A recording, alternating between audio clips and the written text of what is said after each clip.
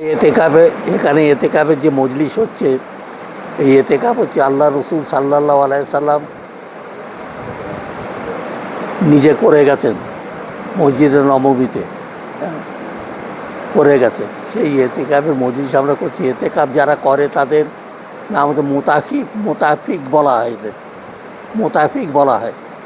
এরা এতেকাবে যারা বসে, আল্লাহ তাবারক তাআলা বলেন যে এরা আমার মেহমান, এরা যতক্ষণ এতেকাবে থাকবে ততক্ষণ আমার মেহমান হিসাবে থাকবে।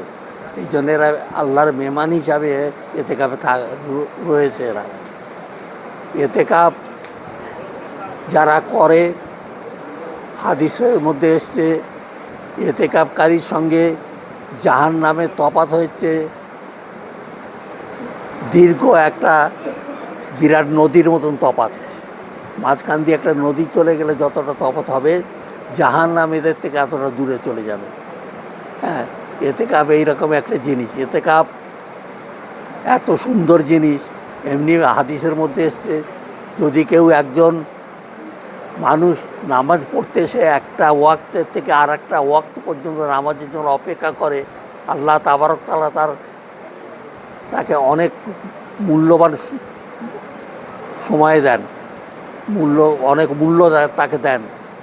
আর এতেকাবকারীরা যারা বসে আছেন এতেকাবে, তারা একটা ওয়াক্ত থেকে আর একটা ওয়াক্ত পর্যন্ত প্রত্যেকটা ওয়াক্তের জন্য নামাজের জন্য অপেক্ষায় এরা বসে আছে। অতএব এতেকাবকারী সম্বন্ধে এইরকম এসছে কথা যে একজন এতেকাব করতে গিয়ে সে ঘুমোচ্ছে, আর বাইরে একটা লোক ধনী মানুষ, সে অনেক টাকা নিয়ে বিলিয়ে দিচ্ছে। আল্লাহ রসুল সাল্লাল্লাহু আলাইহি ওয়াসাল্লাম জিজ্ঞেস করা হলো, উত্তম কে? আল্লাহ রসুল সাল্লাল্লাহু আলাইহি ওয়াসাল্লাম বললেন, এতেকাবকারী হচ্ছে উত্তম। হ্যাঁ, কতক্ষণ বলবো আর? হযরত আজকে খতম তারাবি আছে, হযরত এই সম্বন্ধে কি বলতে চাইবেন? খতম তারাবি আজকে খতম কোরআন আমি 26 তারিখ